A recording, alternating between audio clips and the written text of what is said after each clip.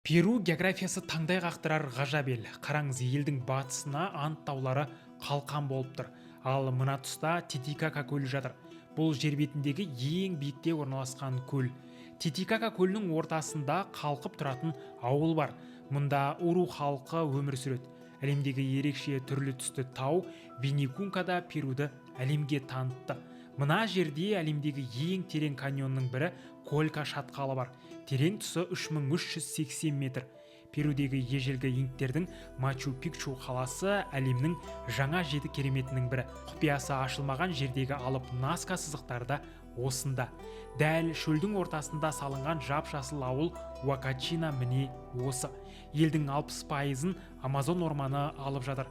Ал Перудің мұхитқа шығар тұсында қызыл қоңыр түстес Паракас жартастары бар. Ел астанасы Лима мұхиттың жағасында орналасқан. Қала біткен соң жартас әрі қарай мұхит басталады.